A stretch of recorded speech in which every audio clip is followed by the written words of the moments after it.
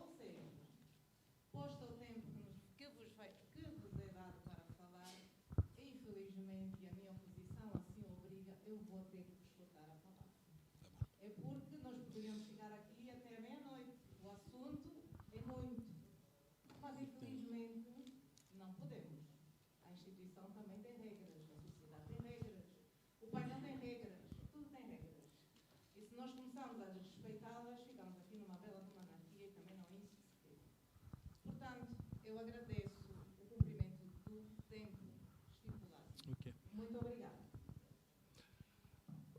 Boa tarde.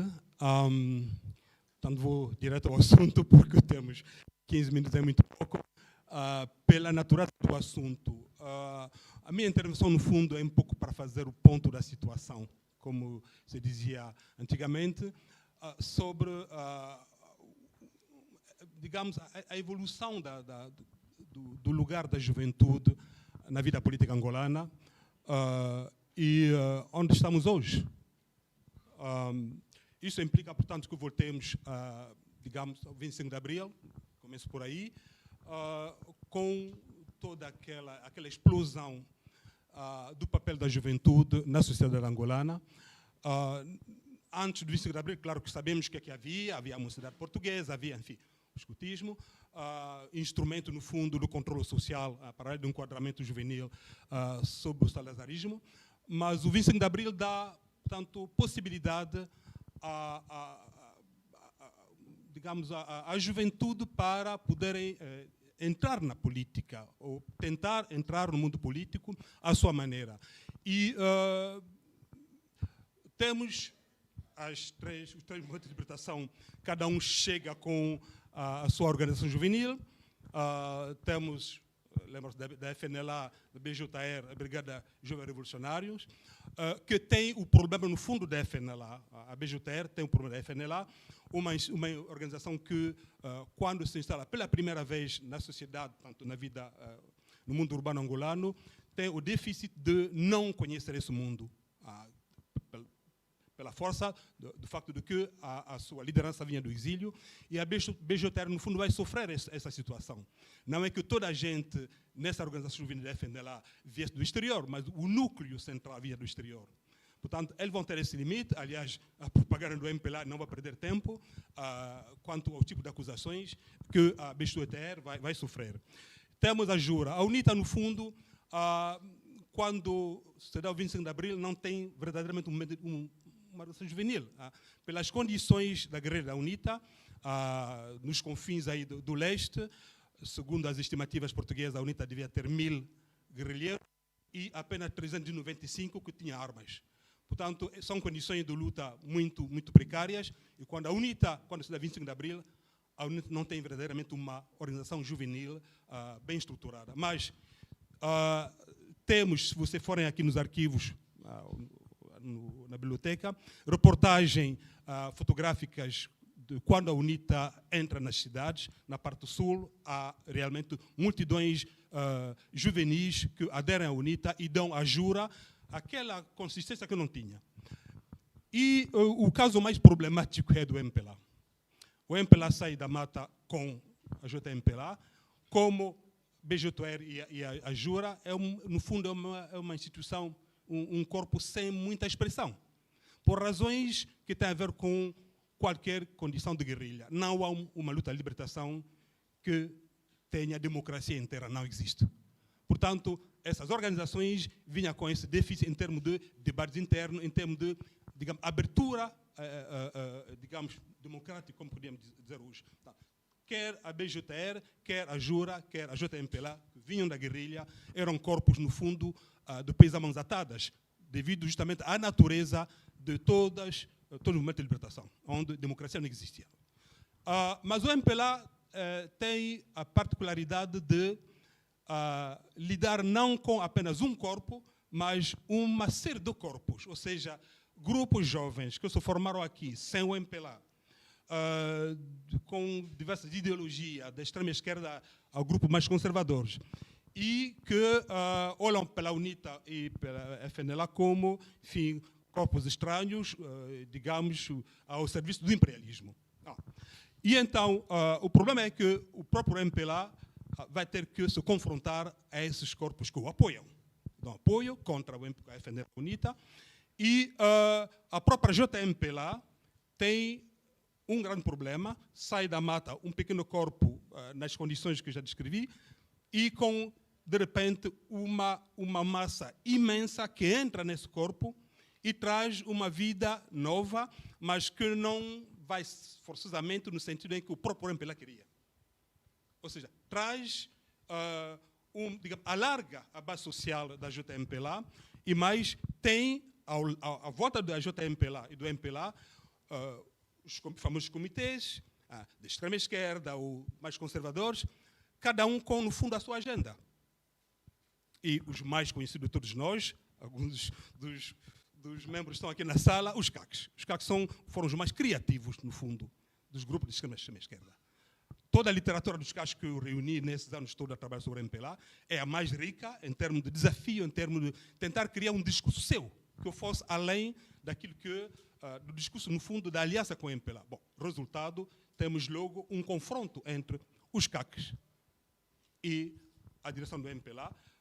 O MPLA sai da mata em pedaços, como a gente sabe, como resultado, no fundo, de uma longa série de dissidências, de crises internas, e, claro que não era do interesse da direção do MPLA gerir grupos que ele não pudesse controlar.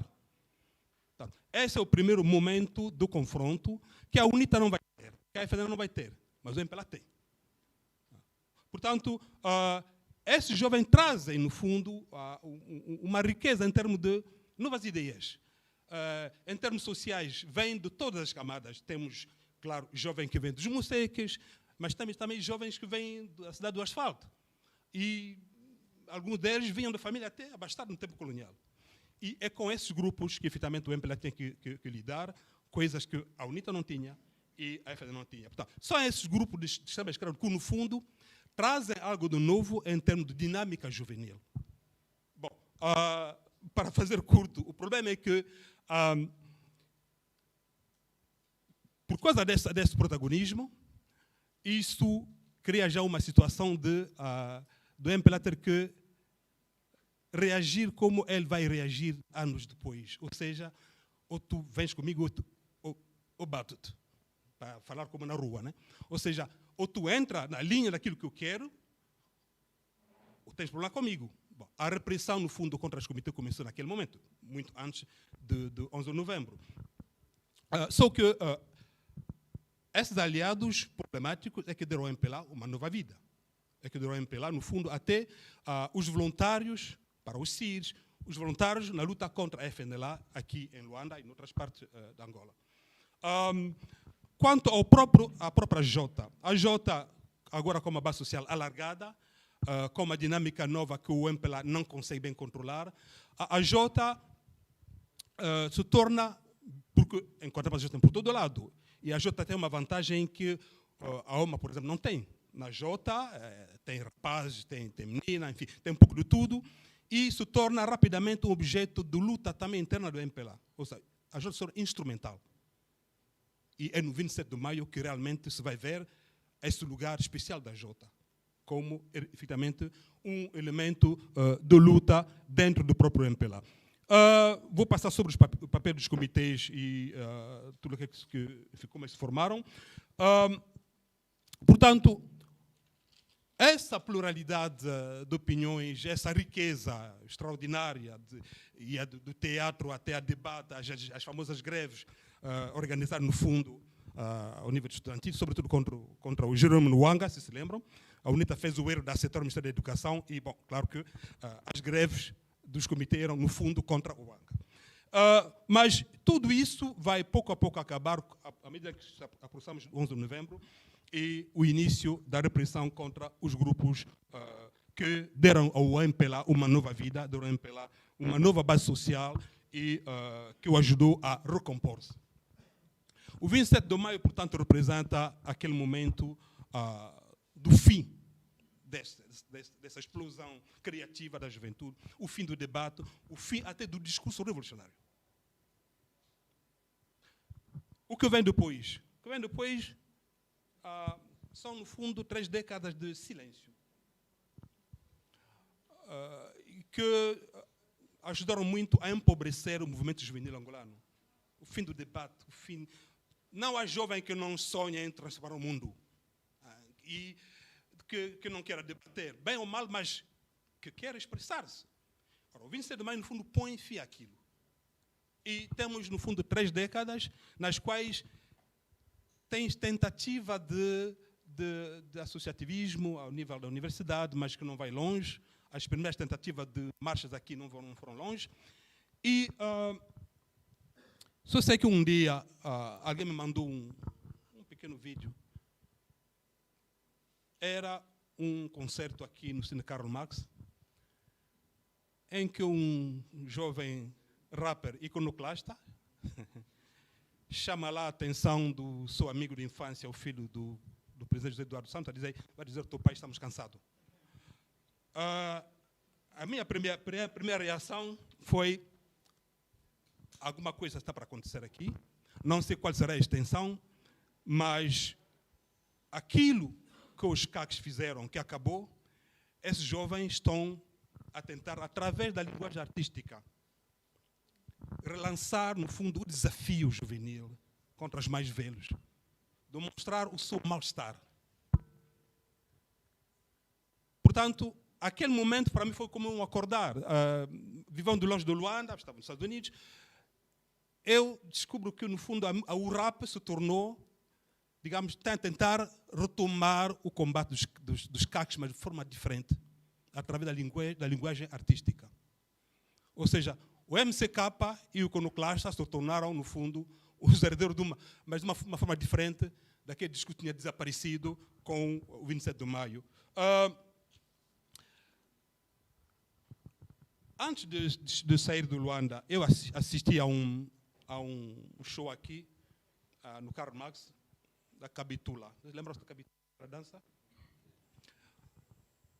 Fiquei a coçar a cabeça durante muito tempo, porque eu cresci no meio de uma aldeia, numa dança que não tenha significado. Tentar entender a Cabitula, aquela dança de um corpo desarticulado. O que é que aqueles jovens queriam dizer com aquela dança? Estamos no meio da guerra. Cheguei à conclusão que, no fundo, a Cabitula, no fundo, estava a expressar o mal-estar de um país. No fundo, onde uma parte, temos um Estado paralelo, a UNITA, com o capitão Chamba, e temos a parte do governo pelo governo. E família desavinda, enfim. Eu fui professor no Lubango, quantas vezes estudantes meus vieram me dizer: o meu irmão desapareceu não sei quantos meses, já não vejo o meu namorado, era constantemente assim.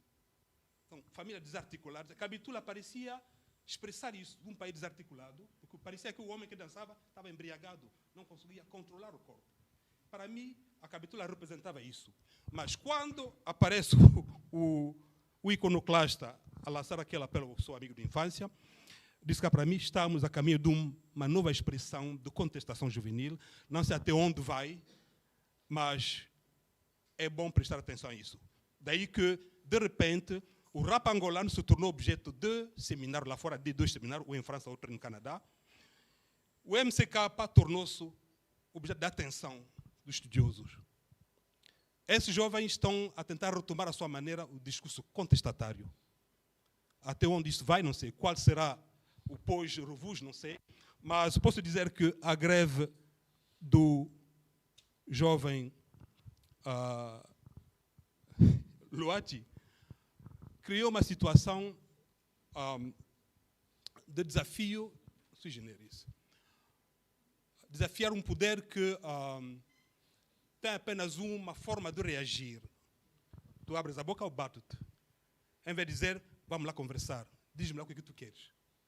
Na minha juventude, vou acabar, eu fui da geração do liceu no Congo, a gente quando organizava greve era a valer. E numa dessas greves fui parar 6 meses na cadeia. Maria Nguabi era presidente da República, um dia, uma semana depois da nossa prisão, chamou-nos no Estado-Maior. Ele não via no Palácio, via no Estado-Maior. Afastou todo aquilo que fosse militar à volta para não nos intimidar. Vestiu-se a civil com o seu secretário civil e disse, falem lá, o que é que vocês querem? Durante 1 hora, apanhou de uma juventude que não tinha medo. Você, olha, só o preço de um carro do seu ministro é uma escola na aldeia. A gente tinha estatísticas. Mas Nguabi quis falar conosco, era uma coisa única em África. O chefe de Estado, como bem podia matar-nos se quisesse, disse, vamos lá conversar. Ou seja, no fundo, o Luati e a sua geração estão a lançar um desafio, a dizer, ou você muda a forma de conversar com a juventude, ou não vamos longe. Vou parar por aí.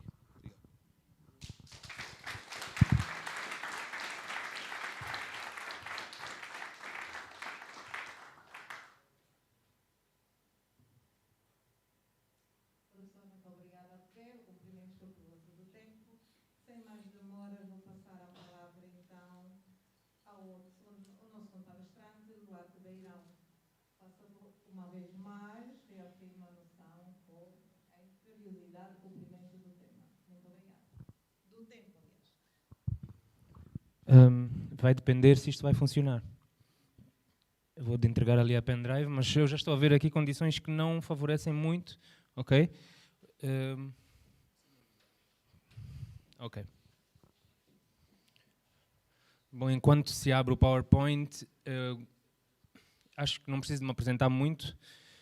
Quem é muita coisa acaba por não ser nada e hoje eu sinto mais confortável não me definindo como nada ou reduzindo a minha definição a cidadão, como fez a Paula Bianchi há bocado.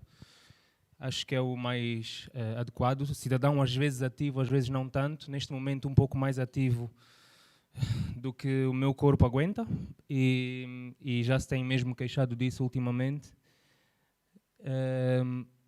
O pendrive não está a ligar? Ok. Começo a perder um bocado a legitimidade de falar em fóruns como este, porque desde o ano passado ultrapassei a fronteira daquele que se pode considerar e reclamar jovem. Portanto, isso começa a ser mais uma missão que também já tenho que relegar, já tenho que falar na posição quase de mais velho, já me chamam tio na rua.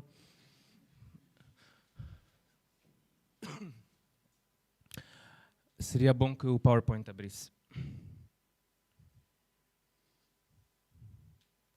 Estamos a contar o tempo? Ok. Ok, exato. Eleições e democracia, 2 tristes entre aspas. Continuam a ser. Eu ouvi reclamações que provavelmente quem está aqui desde manhã vai voltar a ouvir da minha boca. Portanto, há uma similitude em alguns dos posicionamentos. E isso não advém só do cansaço presente, mas do cansaço acumulado de sempre tentar seguir a via das leis que são injustas, mas que são as leis que temos, e ainda assim, por mais injustas que sejam, só nos é cobrado a nós que nós as cumpramos.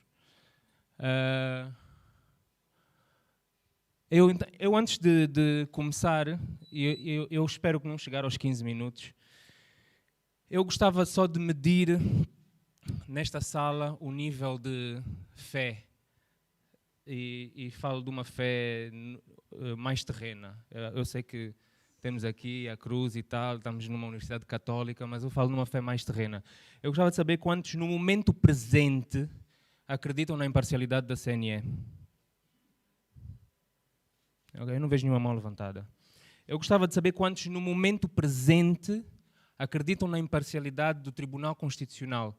Lembrando que o Tribunal Constitucional é o Tribunal Eleitoral que vai resolver ou abordar ou endereçar quaisquer diferendos eleitorais que venham a acontecer e que já deviam estar a acontecer. Portanto, a pergunta é: quem acredita na imparcialidade do Tribunal Constitucional? Eu continuo a não ver mãos, só esses espirros. Podes ir avançando, avançar 2. Este é da CNE. Eu é que devia estar a comandar o coisa, mas como não dá, este é o Tribunal Constitucional. Podes ir. Ok. E por última, a última questão será: quantos, no momento presente, podes mudar o slide, acreditam que o resultado que vier a ser anunciado oficialmente será reflexo do conteúdo que vocês vão depositar nas urnas? Nenhuma mão. Quer dizer que nós concordamos todos que isto não é um processo eleitoral. Isto é um circo. E, no entanto, nós continuamos, como se queixou bem o Manuel José, a tentar chover no molhado e a juntar-nos neste... A crítica é alta também, hein? Eu não estou só a fazer uma crítica para fora. A juntar-nos num clube de eruditos para se validarem mutuamente. Ou seja, nós vimos basicamente massajar egos, porque nós vimos dizer uns aos outros aquilo que todos sabemos. Todo mundo sabe. Todo mundo fez o diagnóstico, todo mundo conhece os problemas. Então, o que é que os nossos encontros de eruditos e de intelectuais produzem na vida de quem não tem emprego, não tem o que comer? Porque é fácil para nós, sabendo que sempre temos o coffee break, temos o almoço, chegamos a casa, vamos encontrar um jantar. É fácil para nós dizer: avançamos 5 centímetros a cada 5 anos. Mas cada 5 anos, estes processos eleitorais são os momentos que nos dizem: aguarda, as tuas reclamações são justas, mas espera as eleições para punir os governantes. E chega a altura de punir os governantes e os governantes arranjam as artimanhas para qualquer punição que nós possamos querer pôr traduzida em boletins de voto seja roubada. Portanto, nós não temos nenhum direito à nossa mínima dignidade e soberania. Então, quando é que nós podemos reclamar? Sim, esta era a ilustração de nós a falarmos connosco próprios, né? Falar para o umbigo, falar para o nosso ego. Nós sabemos muito bem o que é que acontece e o que é que, em qualquer sociedade, não é agradável para ninguém estar na situação de tensão em que as portas do diálogo são fechadas e as únicas vias que nos deixam de solução podem mudar É o que já foi solicitado aqui. Não é uma ideia boa pensar que a única via e a única saída é essa. Mas para nós não é, porque nós podemos nos dar o luxo de avançar 5 centímetros a cada 5 anos. Aguentar a falta de água, a falta de luz, temos o gerador, temos o tanque, temos essas coisas. Mas a maioria das pessoas sofrem realmente na pele todos os dias os efeitos de um regime que se escudou e que cria as leis para combater a sociedade, porque quando a sociedade se quer organizar, eles apressam-se a passar leis.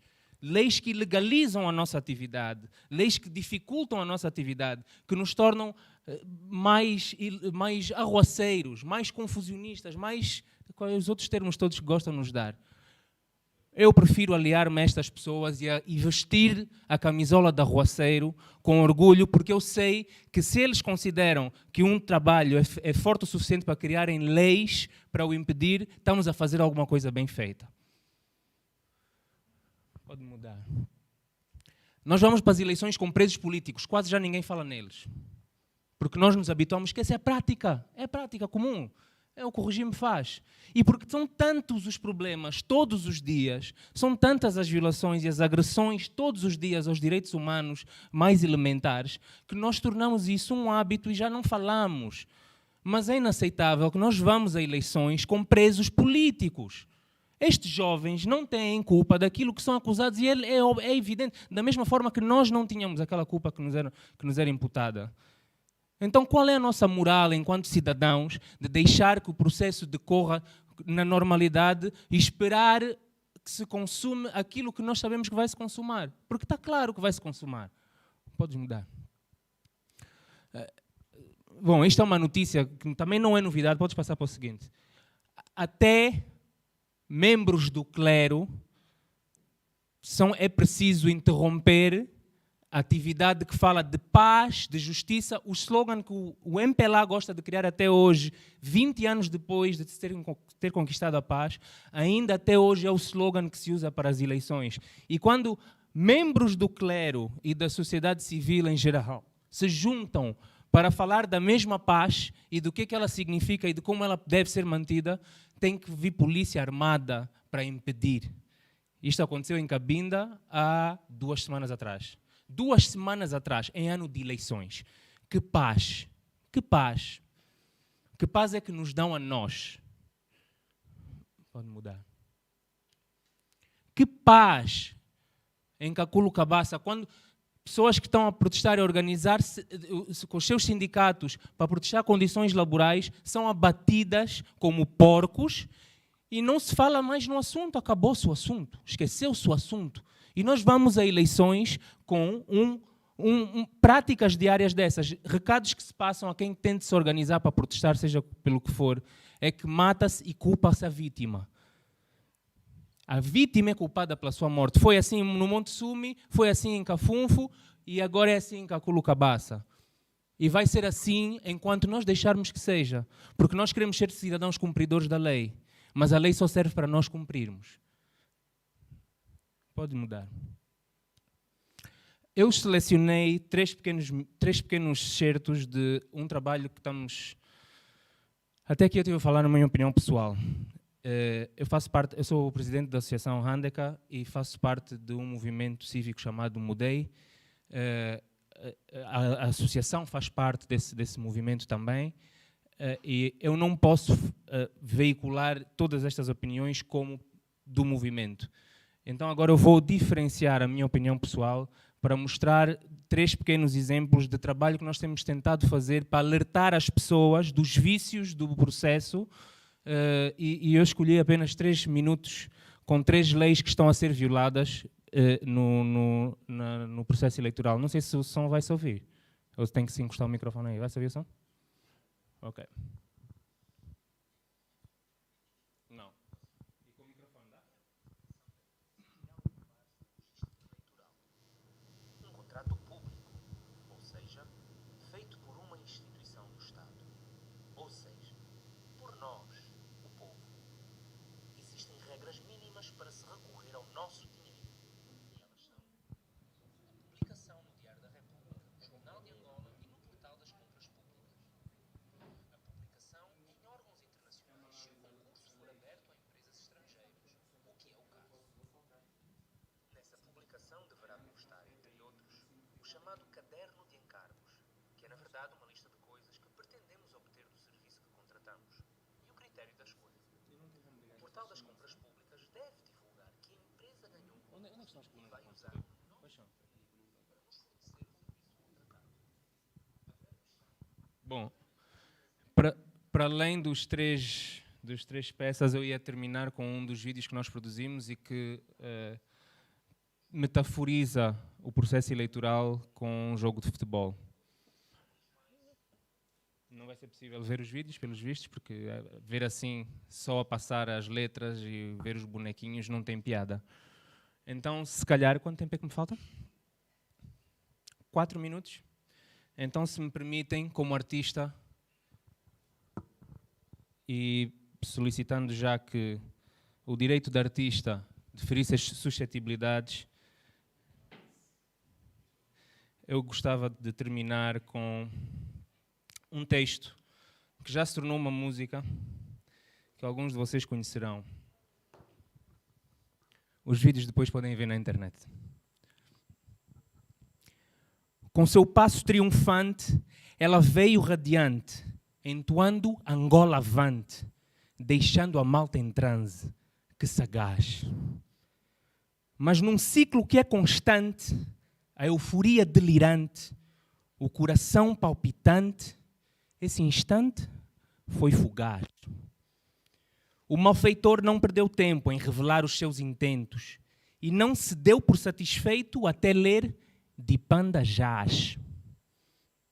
Casola, de quem sentiu a quibiona, cheio de cicatriz nas costas, o chicote é seu agora, capataz.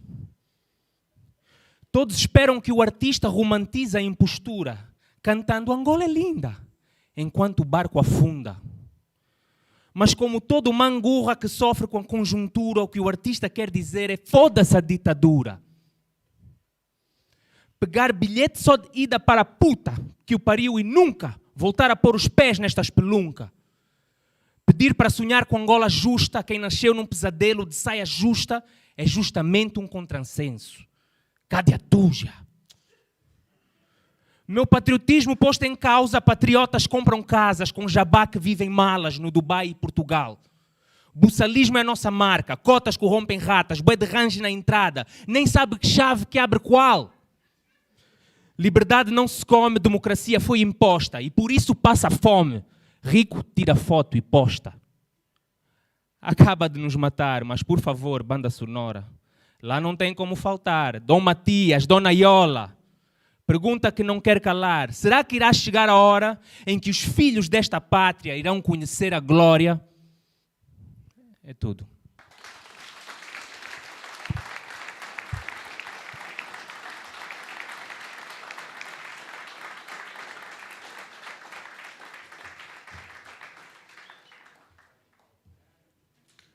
Muito obrigada uma vez mais pelo cumprimento do tempo. Sem mais demoras, vou então passar a palavra ao Nelson Adelino Demo, também com os 15 minutos que me tiver reservado, por favor, uma vez mais, cumprimento do tempo. Obrigada.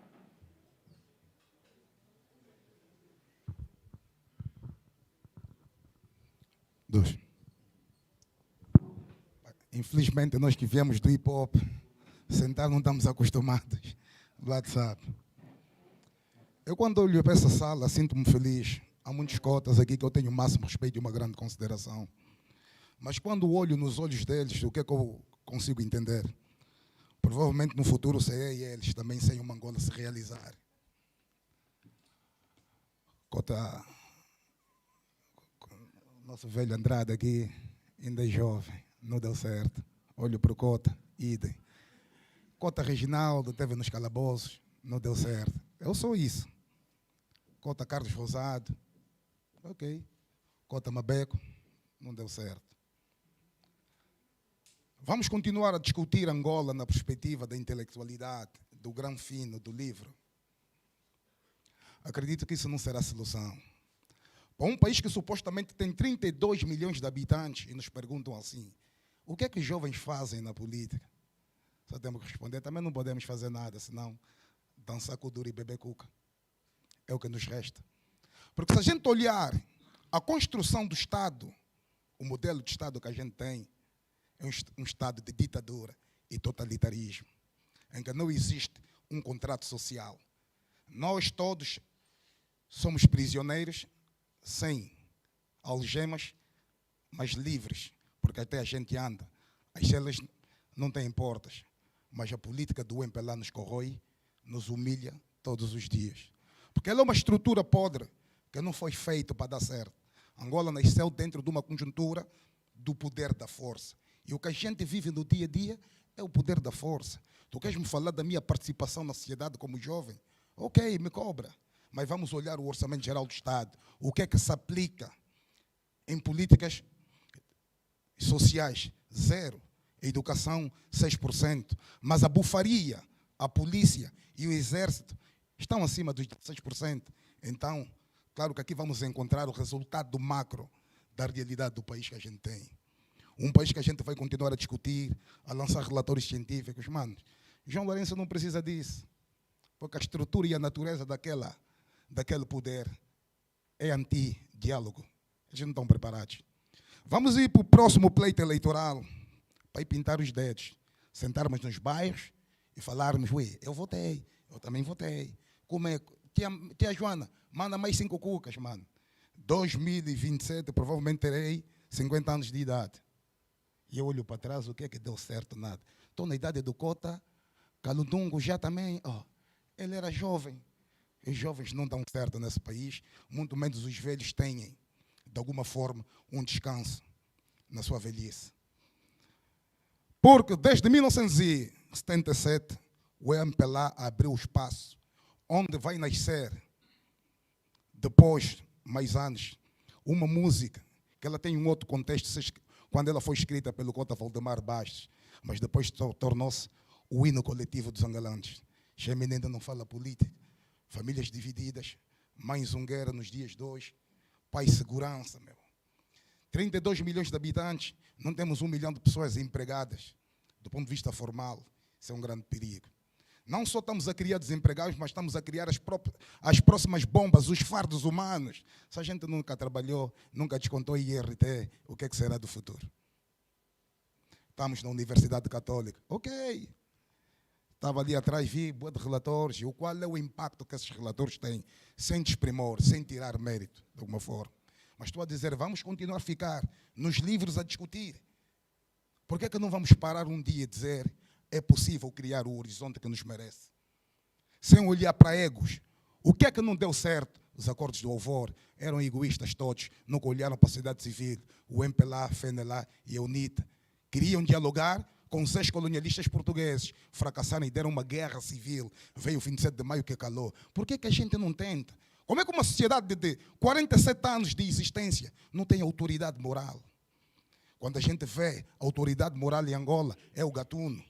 O gatuno que é o político, o que assalta os cofres públicos. Quando a gente olha a aprovação do Orçamento Geral do Estado, só tem 2 caminhos: drenagem do dinheiro público e investimento nas forças de defesa e segurança, que é para nos manterem calados. Mas será que temos que continuar assim? O que é que adianta escrever se a gente não tem atitude? Como é que o apartheid caiu? Tu olhas a estrutura da luta do apartheid, várias lideranças, Mandela e o Catrada na cadeia, Walter Sisulu, lá fora. Tínhamos a grande diplomacia do Oliver Tambo. Dentro da África do Sul, um Cotto Wesiza estava nas ruas. Do outro lado, na resistência, estamos a falar de Joyce Love. Nós não temos, não podemos construir por causa da grande complexidade, a capacidade da arrogância que existe em cada um de nós, que quer demonstrar que eu sou o tal.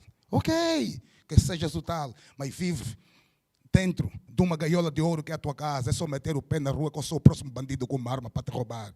Mas eu não te roubo porque queria, não te roubo porque sinto fome, eu te roubo porque passo fome. Por que é que eu passo fome? Exclusão social. O regime me rouba o futuro por via de uma política de exclusão social. Nós precisamos tentar e dizer ao MPLA, se é para 2022 nos levarem pelo caminho das eleições, que sejam com base nas nossas regras, na base do diálogo. Há ainda uma porta aberta. Espero que cada um de nós tenha uma rosa e que alguém não deixe com que ela caia. Porque a rosa simboliza amor, mas se ela cair, vai ser duro para quem tem o poder. E esse não é o objetivo, não é tensão. 2022, podemos criar um blackout, ninguém trabalha, ninguém sai.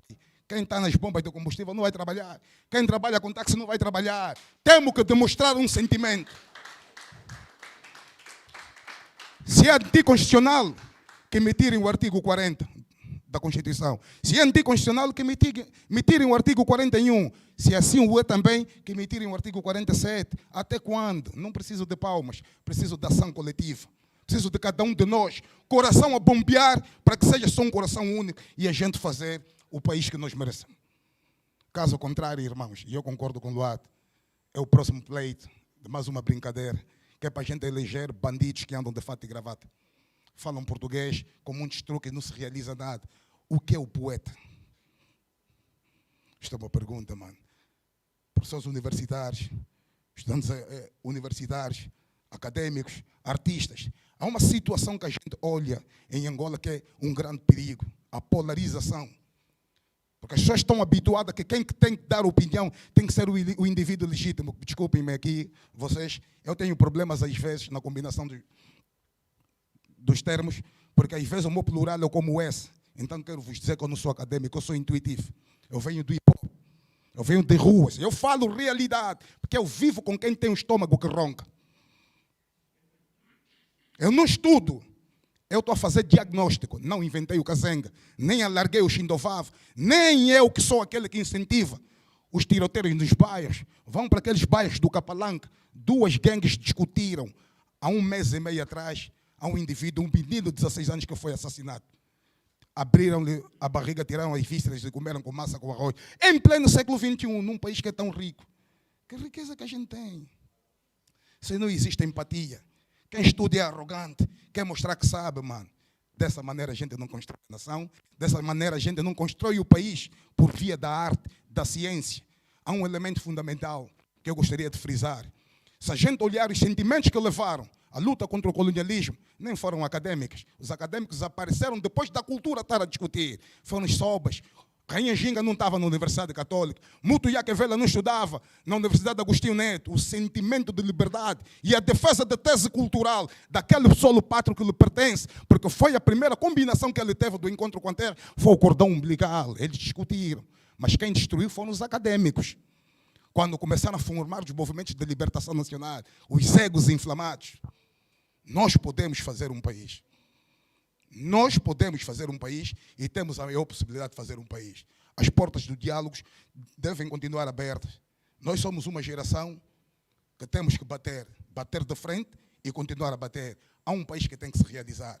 Porque quando eu olho novamente para esses cotas, eu os sinto, eu nessa idade, a lamentar, a me falar em cota gangster, era um gajo que falava bué, e o que é que mudou? Aumentou a pobreza. Porque a gente pensa que a solução está na polarização. Infelizmente a sociedade está assim. É uma sociedade polarizada do ponto de vista político-partidário, militâncias. Não, queremos ser cidadãos. Temos que experimentar a cidadania de facto.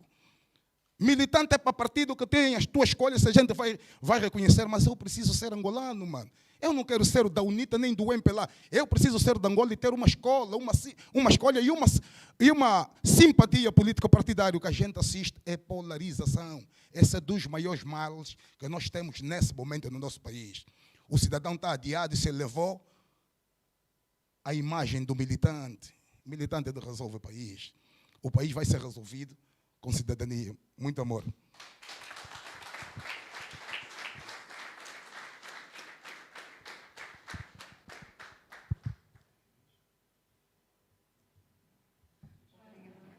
Obrigada uma vez mais.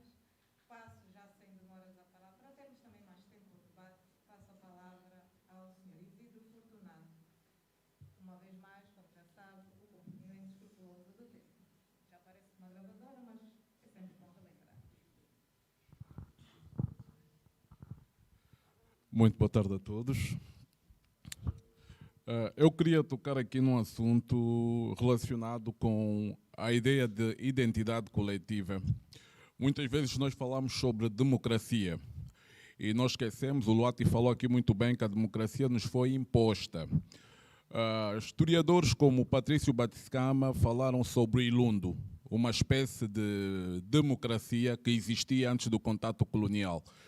Dizer que a base do Ilundo era a experiência cultural dos povos que aqui estavam. Nós temos que entender principalmente que a democracia hoje é uma instituição. E se essa instituição não tiver o DNA cultural do nosso povo, não funciona para nós. Nós continuamos a discutir democracia até hoje, mas a democracia não se tem efetivado. Okay? É preciso nós pensarmos naquilo que existia antes do contato colonial. É possível fazermos isso. Depois dizer que nós temos hoje em dia aquilo que é chamado de Estado, mas o Estado colonial foi a primeira herança que os nacionalistas herdaram. E depois de herdarem o Estado colonial, eles não herdaram esse Estado como indígenas, herdaram como assimilados. E como assimilados deram continuidade de todo um processo que começou lá atrás. Hoje nós vivemos aquilo que é o neocolonialismo, porque nós temos as estruturas do Estado operacionais para formar cada vez mais assimilados. As escolas não nos ensinam a verdade sobre nós, não existe nada que fale sobre nós, a nossa cultura é renegada, as nossas culturas, bem dizendo, são renegadas e não há espaço para se discutir identidade, para se discutir nação. Nós continuamos a discutir modelos estrangeiros que certamente não servem para realizar-nos enquanto povo. Esse é o ponto número 1. Depois, continuar cá a dizer que o MPLA tem algo que é muito característico. O MPLA trabalha com a fome, com a ignorância e trabalha também com o analfabetismo. Essas são as armas do MPLA que usa para continuar a coagir a juventude dentro daquilo que são os seus programas. É triste ver que, nesse momento, as ruas se enchem de jovens motoqueiros que são ostracizados o tempo todo. Nos últimos 4 anos sofreram todo tipo de ostracismo, mas agora têm a carta aberta para poderem andar pela cidade a exibir bandeiras do MPLA. Esse é o tipo de governo que nós temos e esse é o Estado que nós temos, que é um Estado totalitário, cujo único programa que tem é a preservação e a perpetuação do poder. Então, é necessário olharmos aqui vários outros elementos, continuarmos aqui a insistir na ideia de que é necessário educação. E quando falamos de educação, não estamos a falar de ensino. Porque instituições que têm uma matriz colonial, que é o caso da maior parte das universidades, que são praticamente de matriz colonial, elas não nos ensinam, elas não nos educam.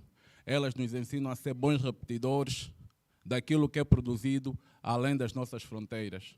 Por isso é que não existe algo que é extremamente interessante e necessário para a construção de uma nação, que é a questão de identidade. Qual é a identidade do angolano? Se eu for para a China perguntar quem é o chinês me responde. Se eu for para a Índia, o indiano me responde. Se eu for para um outro país qualquer, vão me responder quem são. Mas se eu perguntar quem é um angolano, quem me vai responder? Porque eu creio que o que nós temos aqui é que o angolano é a última tribo desse espaço territorial. O angolano não é indígena. O angolano é simplesmente uma cópia mal feita do português. O angolano que se encontra aqui é o assimilado. E é o mesmo que detém o poder do Estado. É a última tribo, é a tribo mais nova, mas é a tribo que herdou o Estado. E é a tribo que desenvolve a opressão sobre os demais grupos que se encontram nesse território.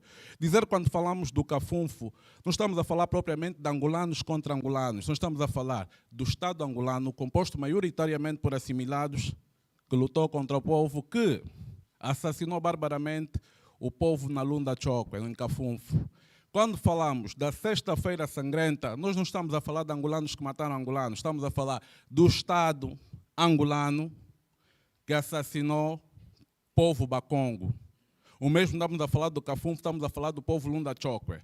Depois temos que aceitar a realidade de que um país que é fundado sobre mentiras, a mentira vai ser uma extensão de toda a produção dentro dessa realidade.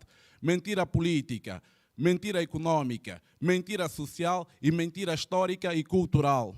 Esse é o nosso grande problema. Nós ateus alimentamos mentiras que foram criadas em determinados momentos da nossa história.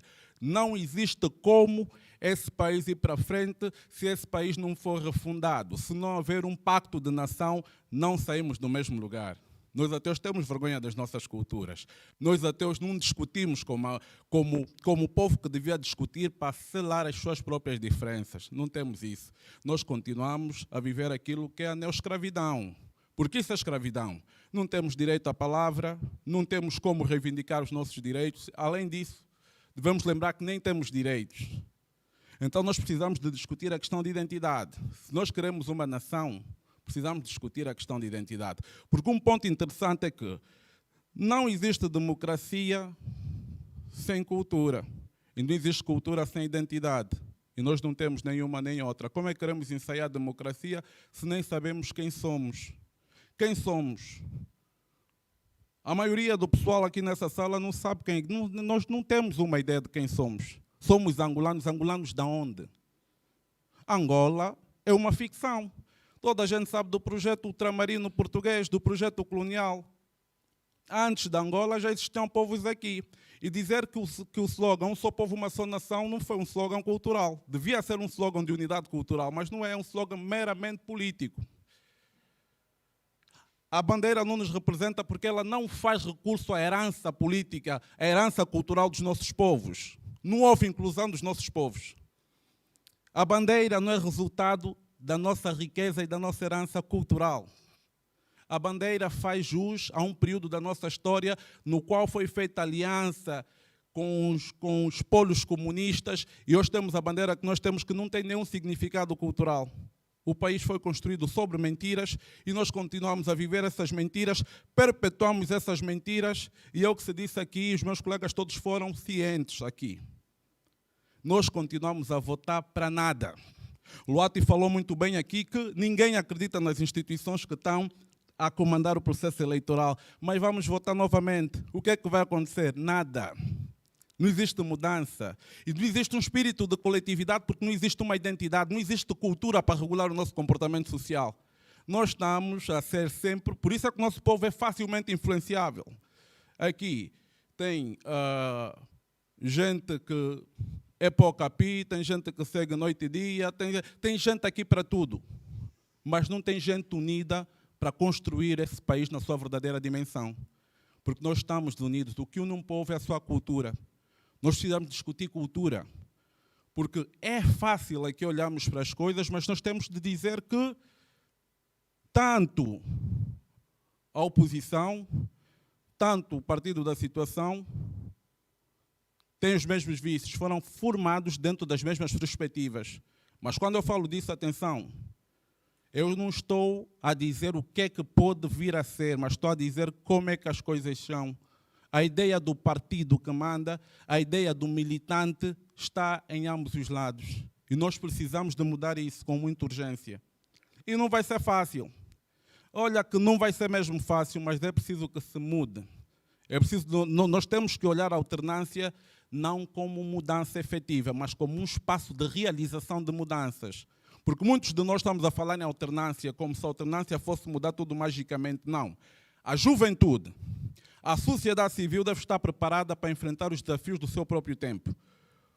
Os homens que foram chamados de nacionalistas, que lutaram quando começaram a luta armada e outros processos que envolveram também a presença do próprio colonialista nesses processos, eram jovens como nós.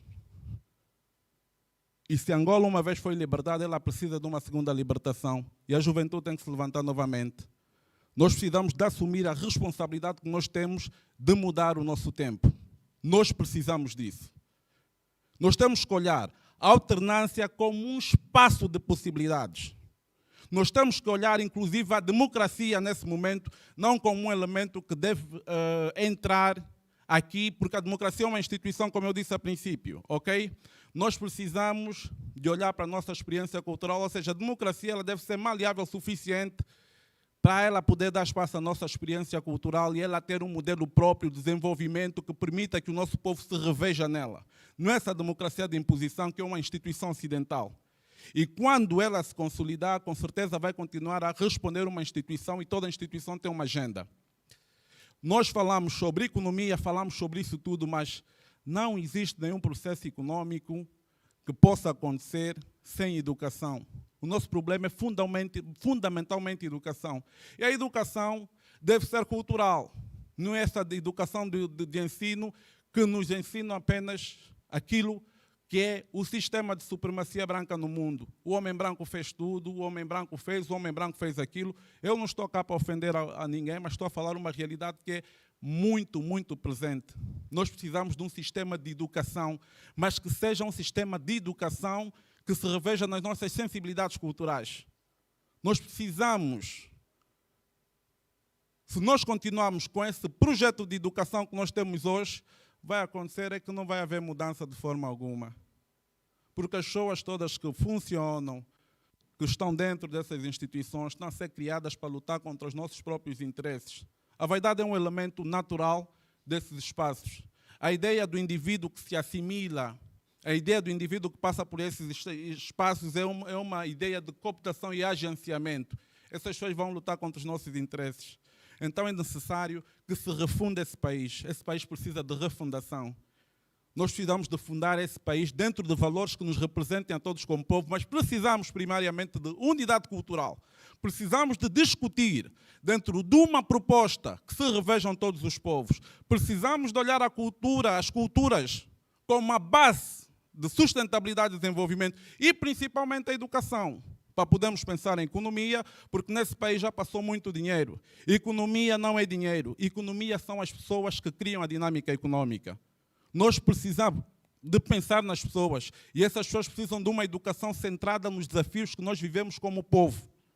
São as pessoas que vão fazer esse país, não é o dinheiro, porque nesse país passaram mais de 700 bilhões e as crianças ainda estudam debaixo das árvores. As estradas têm buracos, ou têm menos estrada e mais buracos, ou qualquer coisa assim. Então, nós precisamos de olhar para as pessoas, porque as pessoas são um veículo sustentável de transformação real. Precisamos de uma educação que seja libertadora, que não nos faça olhar as pessoas que aparentemente desenvolveram diferenças históricas conosco de uma forma superior. Precisamos de olhar no mesmo pé de igualdade e só dentro de um processo de educação transformador, baseado na nossa experiência cultural, na nossa herança cultural, é que vamos poder nos ver nesta mesma dimensão. Portanto, insisto na tônica do que precisamos de educação para mudar as coisas. Precisamos de nos educar. Precisamos de educação. E precisamos de pensar menos em partidos políticos. Porque eu vou dizer aqui algo que é bem real. Nós olhamos partidos políticos, devido a essa miséria abundante nesse ecossistema político e social, nós olhamos a política como meio de nos afirmarmos. Hoje o jovem não faz política para mudar coisa nenhuma, o jovem está atrás do Lexus, está atrás dos subsídios. Os jovens entram para a política para se prostituir, porque não têm uma orientação cultural, uma orientação ideológica que passa a defender os nossos mais legítimos interesses. Hoje o jovem que vai para a política é prostituto. Nós precisamos de aceitar essa realidade, porque a política passou a ser um espaço para se projetar socialmente. E é isso que precisa de ser mudado. É isso que precisa de ser mudado. Mas isso tem a ver com aquilo que nós estivemos a conversar aquela hora, que em Angola aconteceram dois processos. Foi a deedificação do Estado por via do projeto comunista, porque o Estado passou a ter um impacto religioso quase de Deus, e houve também a deificação do próprio partido. Onde é que há a deificação do próprio partido? Quando o presidente é presidente do país e é presidente do partido. Ou seja, as pessoas que entram para os partidos nem querem saber, nem conhecem estatutos desses partidos todos que andam informados. As pessoas querem dinheiro. As pessoas estão atrás do dinheiro. As pessoas querem sair da pobreza e arranjam. Se não são igrejas, são partidos políticos. Nós precisamos de deixar essas maldições de fora se quisermos desenvolver. Se quisermos desenvolver. Hoje a posição do jovem angolano é triste, porque o jovem vai na política em busca de sustento. Da mesma forma que as forças policiais estão cheias de delinquentes, porque os delinquentes também estão lá em busca de sustento. Não existe nada aqui, é tanto polícia, forças armadas, as pessoas estão à procura de sustento porque o país é miserável. As pessoas não têm uma cultura que lhes faça, não têm um sistema imunológico, cultural, que lhes faça pensar nesse país. Não há sentimento de pertença. As pessoas vão buscar sentimento de pertença por via dos partidos políticos. E esse é o poder que se dá aos partidos políticos.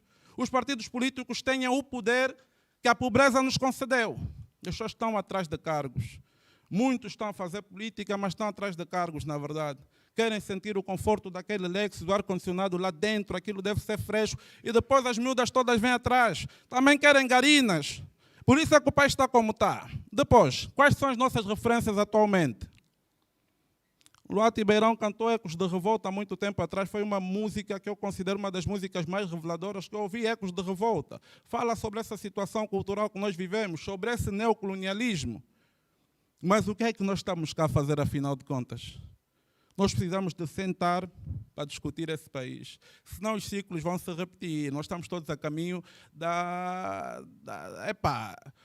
fase mais adulta. O Luá, eu não sabia que a barriga dele já estava assim, olha a minha também. Estamos todos a bazar, mas o que é que a gente já realizou aqui enquanto jovens? Nada. Vão votar novamente. Toda a gente aqui está careca de saber que as urnas não vão resolver nada. Mas querem exigir transparência num Estado que foi formado longe da transparência. Nós não vamos a lugar nenhum. Insisto mais uma vez na tônica que nós precisamos de discutir cultura. Precisamos discutir identidade, precisa-se de refundar essa nação. A bandeira precisa de ser mudada. Aquela katana, aquela roda dentada, aquela vermelha, aquilo não nos diz nada. Aquilo representa que povo aí? O povo Lunda, o povo Choca está lá, não está. O povo Bakongo está lá, não está. Aí está o MPLA e o projeto comunista que eles iniciaram em 75. Nós precisamos, mesmo o hino. Eu não sei como é que vocês são, né? Vocês se calhar conseguem olhar para o hino, ficar aí, fechar os olhos e tal. O hino é uma aldrabice. Oh, pátria, nunca mais esqueceremos os heróis do 4. Qual 4 de fevereiro? Orgulhosos lutaremos pela paz. Qual paz? Mais um bocadinho. Mais um bocadinho. Rapidamente. O hino, claro. Eu vou ficar com os 2 minutos do Luata, eu contei no mesmo tempo. 2 minutos do Gangsta. Só rapidamente, vamos fechar só isso rapidamente. Primeiro, o emblema desse país não nos diz nada. Esse país é herança do MPLA. O MPLA recebeu esse país e o país está como está e eles têm sentimento de pertença desse país porque os símbolos não dizem respeito a uma coletividade, mas a um grupo de indivíduos. O emblema, o hino nacional, não nos diz respeito. É uma aldrabice. A bandeira também não nos diz respeito. Então as pessoas têm que pensar, esse país não vai mudar se não se mudar a estrutura de poder, se não se mudar a sua própria simbologia. A base do poder do MPLA são os símbolos que eles construíram essa ideia de Estado, de nação, que eles dizem que é nação, mas isso não é nação. Então, por último, eu só quero insistir mais uma vez, nós precisamos de educação, mas uma educação centrada naquilo que são os princípios éticos e os sistemas de valores presentes nas nossas culturas. Nós precisamos de uma educação que nos ensine a pensar primariamente como, se quisermos pensar como um grupo organizado, só através dessa organização é que será possível nós ultrapassarmos os problemas que nós vivemos atualmente. De resto é tudo utopia. Vão ser eleições atrás de eleições e consolidação do poder do MPLA. Obrigado.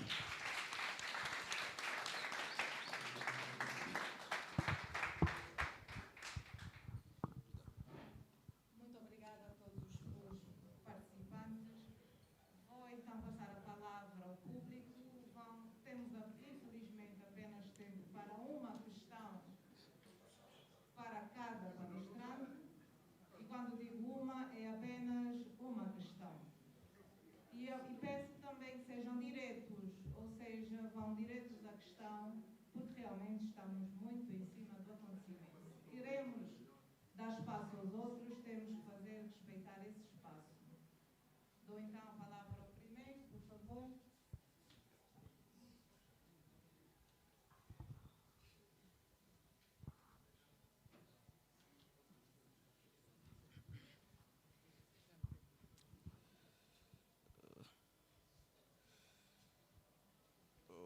Deixa-me só buscar o meu WhatsApp, onde apontei as questões.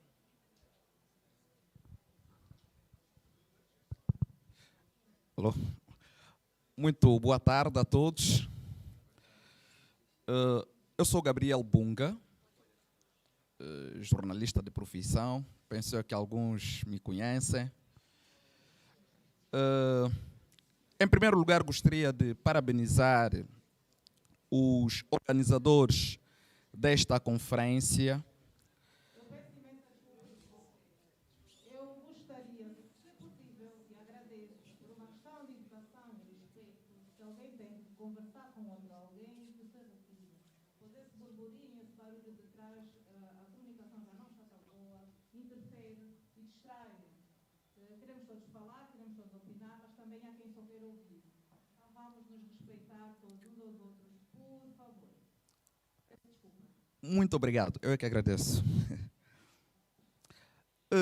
Dizia que gostava de felicitar os organizadores deste evento. De facto, é uma ocasião muito soberana em que os jovens estão a receber informações necessárias, sobretudo do processo eleitoral. E devo felicitar para já os oradores, foram muito eloquentes. No entanto, eu gostava de contribuir também, enquanto jovem. Senti, desde manhã até a este período de tarde, uma carga muito forte na perspectiva negativa de algumas intervenções. Julgo eu que, hoje por hoje, olhando para a necessidade que todos nós temos, enquanto jovens, estando em Angola, em Luanda ou em qualquer província do país, um dos grandes objetivos que me parece está assente ou que estamos à procura, cada um de nós, a nível individual, mesmo a nível estadual, é o desenvolvimento. Ora, não é possível nós alcançarmos o desenvolvimento adotando um modelo de comunicação na perspectiva negativista.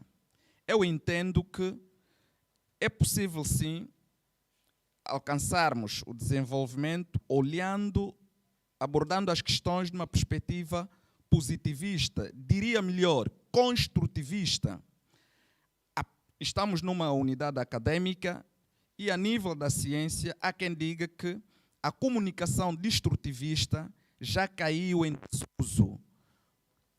O que está em voga hoje é a comunicação construtivista, na perspectiva que é possível, no meio de tanto mal, encontrarmos um único bem e exaltarmos este bem. O exemplo paradigmático que se tem dado é que, quando nós criamos uma criança, um bebê, e este bebê, se por acaso... vou colocar as questões rapidamente. Permita-me só, termino já. Já está a falar há 3 minutos. Está bem, mas é uma questão de contribuição. Termino com esta questão dizendo que, sim, nós podemos trabalhar, mas olhando numa perspectiva construtivista, numa linguagem mais construtivista, porque estamos a trabalhar com a juventude. Terminando, há um dos preletores que falou da unidade cultural. Respeito à perspectiva, sim. Hoje, falar da unidade cultural provavelmente poderá ser ilusório, na perspectiva de que, se entendermos a cultura, o conceito básico da cultura, sendo aquilo que cada um de nós manifesta na sociedade, cada ser humano manifesta, então não é possível termos unidade cultural, porque a cultura é aquilo que decorre da nossa existência humana. Ou seja, por mais que nós sejamos gêmeos, dificilmente havemos de pensar da mesma forma. Logo, quanto mais distante nós nos encontramos, geográfica ou afetiva, distância geográfica ou afetiva, rapidamente teremos a diversidade cultural. O que devemos dizer é, devemos harmonizar as nossas culturas. Este é o entendimento que eu tenho quanto à perspectiva da unidade cultural. Muito obrigado.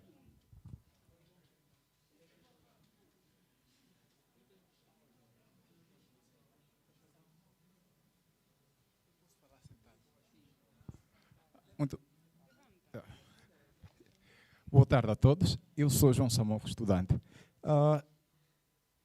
Eu gostava de, primeiro, fazer passar um acontecimento.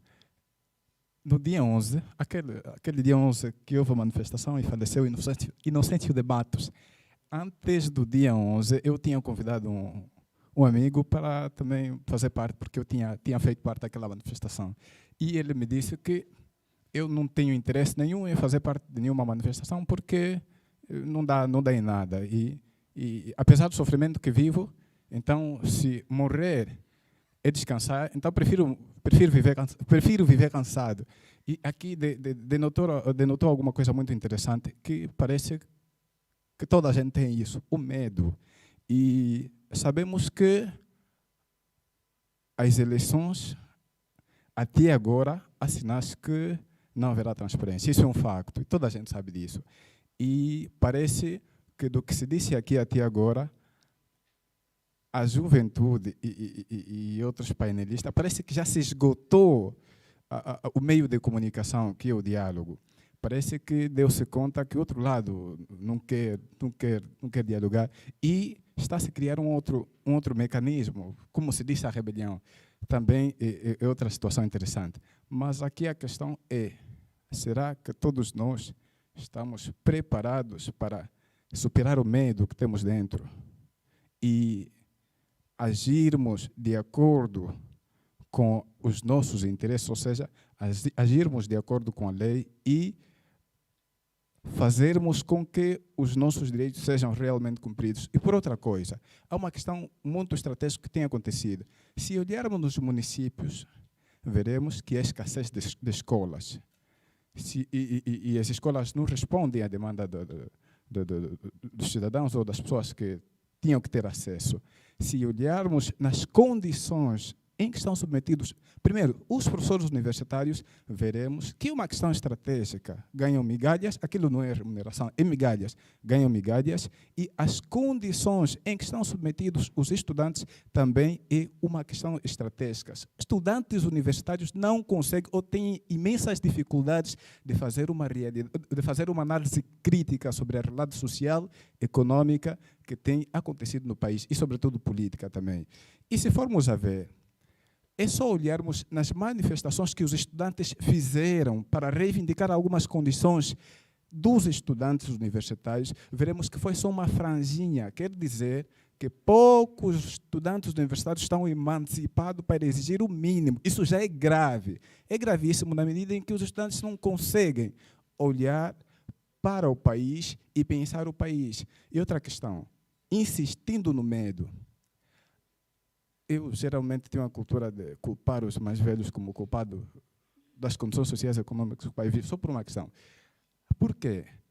O medo, se nos consumir, e como já tem nos consumido, não conseguiremos retirar aquela gente que conduz o país como conduz e também vê-se claramente que não há interesse nenhum em quem está ali servir o povo. Porque não sei se é capricho, se é falta de vontade, mas a questão é o povo deve fazer alguma coisa para com que melhoramos o país. E outro, enquanto jovens nós temos todos medo, isso é um facto, mas o que é que temos que fazer realmente para superar o medo a par daquela rebelião, a par da rebelião? Ou seja, eu gostava de perguntar se há um outro meio para que a gente encontremos uma resolução pacífica entre quem está lá e quem está aqui, de modo a termos uma forma de convivência mais harmoniosa e evitarmos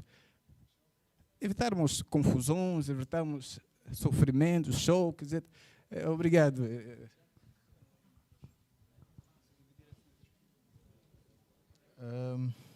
Boa tarde. Giovanni Oscar é meu nome. Bom, a minha pergunta vai diretamente aos três, né? Luate Beirão, Mocota Gangsta, desculpa tratar dessa forma, e Isidro. Bom, nós falamos muito aqui sobre a questão que já se falou muito e tal. Eu acho que os partidos políticos têm a sua campanha, o seu plano de governação. Eu queria saber se os três, enquanto referências para os jovens, nesse sentido, tem algum plano para fazer face a essa questão da possibilidade, né, de haver artimanhas nessas eleições. Portanto, qual é o plano? Se já se conhece o problema. E falou-se também relativamente à questão de não sair, ficar em casa, como uma forma de manifestação, blackout. Mas a questão que se levanta é que normalmente as famílias angolanas dependem do que se produz no dia a dia. Então, como é que elas não vão sair? Portanto, estão-nos a sugerir isso, ok, pode ser uma possibilidade, mas como é que eu não vou sair? Eu só preciso de ir atrás daquilo que eu vou conseguir no dia para poder comer, por exemplo. E só para terminar já, o Isidro falou sobre a questão da identidade e da cultura.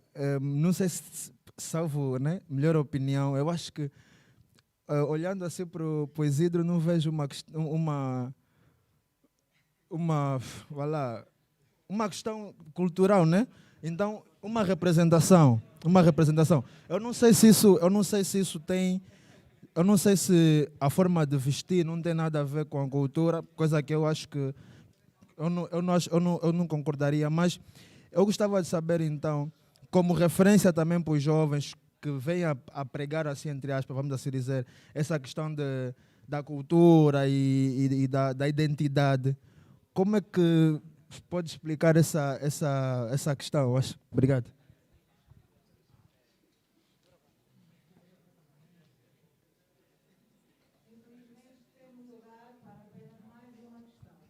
Obrigada. Não é para aparecer, é para participar. Eu tenho uma preocupação, porque se fez aqui um historial da juventude e a sua intervenção na política em Angola. Nas nossas escolas sabe-se muito pouco a respeito e estou muito bem informada, porque não se fala disso nas nossas escolas em Angola. Sabe-se muito pouco sobre a intervenção da juventude do ponto de vista da política, não é? E o que é que essa juventude fez para mudar? A minha pergunta é a seguinte: qual é a característica que o partido no poder utiliza para identificar alguém e rotulá-lo revolucionário? Eu faço esta pergunta porque é o rótulo que eu ostento desde há poucos dias da realização das eleições de 2017 em Angola. Eu fui chamada revolucionária. Eu não vejo de uma vista, porque fui agredida em minha casa com óleo e água quente.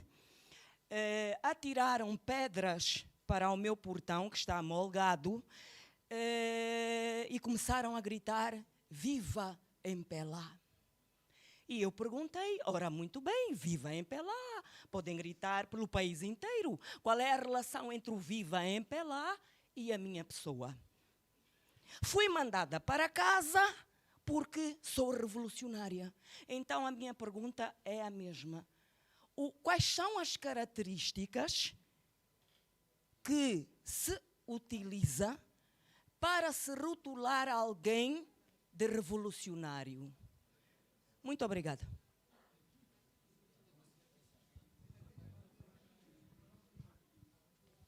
Muito obrigada pelos comentários, pela participação, pelas questões colocadas. Eu vou dar 5 minutos a cada um dos presentes.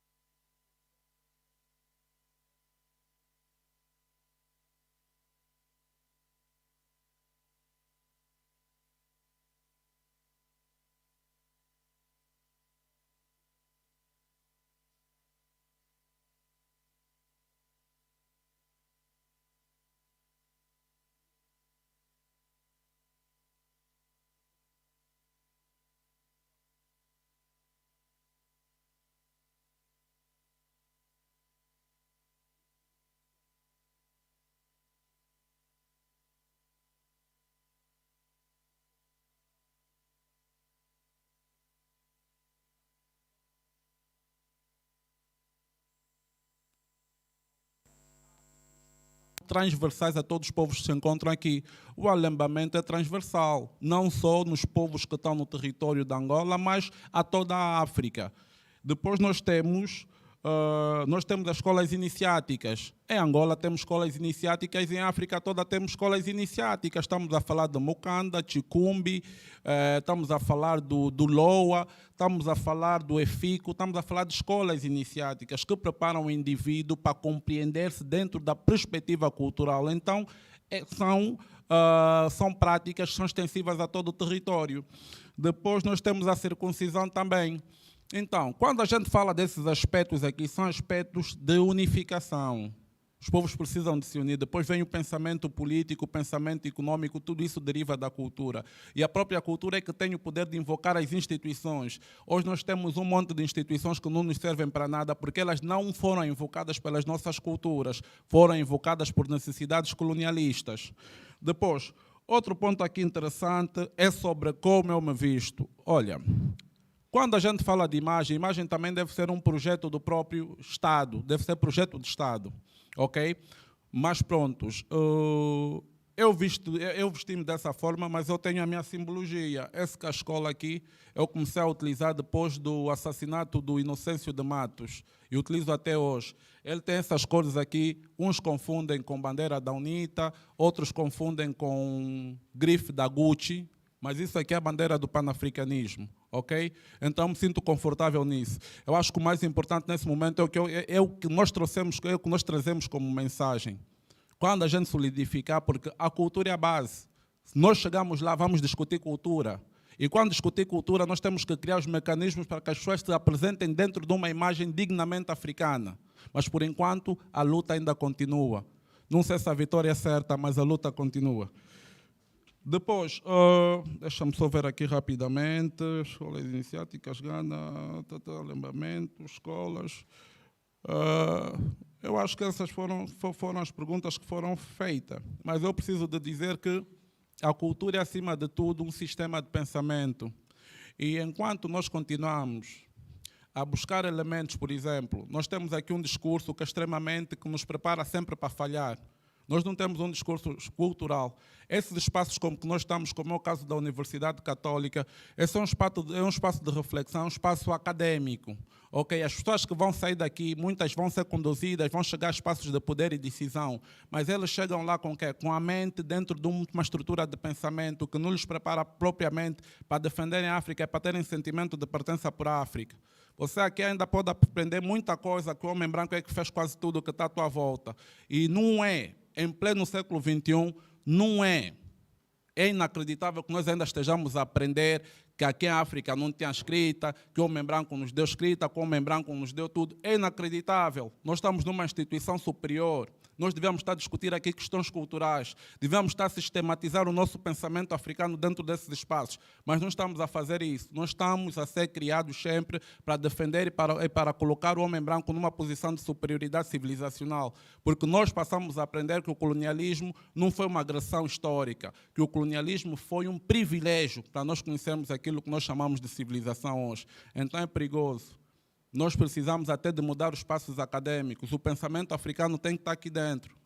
A academia deve ser o espaço que nos prepara para sentir dignidade em sermos africanos, para termos sentimento de pertença pela nossa terra e servir acima de tudo. Porque aqui só sai vaidosos, PhD, Ovla, tu. Esses é que estão a sair aqui dentro, que querem parecer brancos. Não, nós precisamos de africanos, pessoas que pensem como africanos, que reflitam aquilo que é a nossa ansiedade enquanto povo. Então nós precisamos de conversar sobre isso. Isso é um espaço muito importante, mas a academia precisa de ser africana. A academia precisa de ser reformada. Nós temos muitas referências pretas. Devemos estar a estudar Thomas Sankara. Devemos estar a estudar Francis Fanon para compreendermos os mecanismos do colonialismo e colonização. Não estamos a estudar essas pessoas. Estamos a estudar que Platão é o pai da filosofia, que quem inventou Pitágoras é o pai da matemática, Hipócrates é o pai da medicina. Isso é tudo mentira. Nós precisamos de quebrar esses ensinamentos e começar a falar de África como africanos. Obrigado.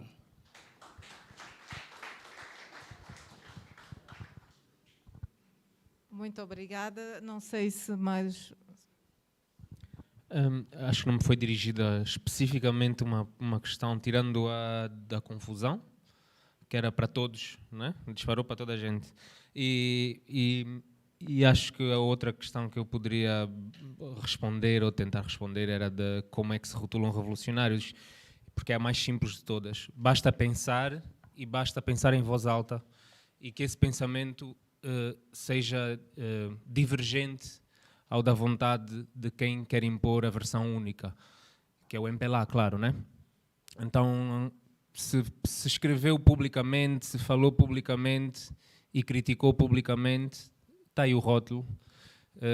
E é um rótulo que devia ser um elogio, tendo em conta o hino, que apesar de muita gente não se identificar com ele, é o hino que temos e é o hino que foi posto por essas pessoas que hoje criticam aqueles que pensam progressivamente, né?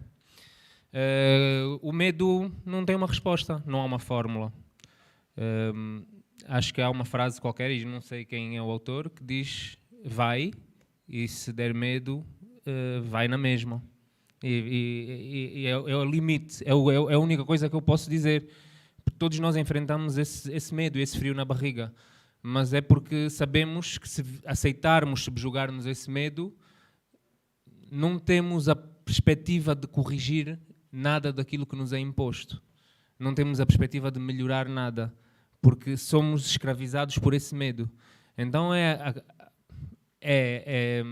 um combate pessoal. Cada pessoa tem que combater o seu medo interior. Não há uma fórmula ideal e não há ninguém que possa vir... esses vendedores de sonhos, esses vendedores de... Como é que se chama agora essa nova profissão? Os coaches vão vender muitos livros a dizer: vença o seu medo em 10 passos simples. Mas não há. E a confusão é uma consequência de quem tem a pé no pescoço. Quando a gente tem que escolher entre deixar-se asfixiar ou partir o pé de quem nos está a pisar, às vezes essa reação é uma reação de sobrevivência e traduz-se naquilo que a tónica dominante, a lógica do discurso dominante gosta de apelidar com coisas negativas, né? Arruaça, confusão, crime, mas é uma reação. E gostávamos todos de não ter que chegar lá, gostávamos de todos de poder estar a ouvir estas aulas de história que tivemos aqui do nosso mais velho Mabeco, e estar a crescer com isso, sem estar a pensar que temos uma luta atual, temos uma luta presente, temos essa bota no pescoço. Não temos essa capacidade ainda de crescer com isso, porque temos de enfrentar esses nossos demónios agora. Portanto, se for a confusão vai ser a consequência de tantos avisos que a sociedade civil andou a dar ao longo destes anos. Porque o trabalho da sociedade civil não é só criticar. A crítica é uma maneira de alertar que as coisas estão a tender para um caminho feio. O caminho feio e a explosão de quem se diz pacífico, porque o povo burro, o povo muito pacífico, deixa tudo... é assustadora, porque vai chegar o dia, como todo ser humano, o angolano não é diferente de um ser humano em qualquer outro lado do mundo, sofre, sente, tem dor, sangra, e vai chegar o dia que toda essa bota no pescoço vai ser encontrada com uma violência que não vai partir só a perna, vai partir todos os ossos do corpo, vai ser descontrolada, e a sociedade civil o que faz é tentar mitigar isso para quem tem a bota, quem tem o pé com a bota no pescoço, ganhe noção que isso vai se virar contra eles e vai ser feio para todos. Portanto, eu não gosto de chamar as coisas de confusão. São consequências da repressão, são consequências do descaso pelo sofrimento de quem se governa. Acho que não tinha mais nenhuma pergunta, não me lembro. Obrigada. Não sei se algum dos presentes quer... Eu queria falar relativamente à questão de um mano aí, que eu penso que é jornalista. Não, eu vou chegar lá.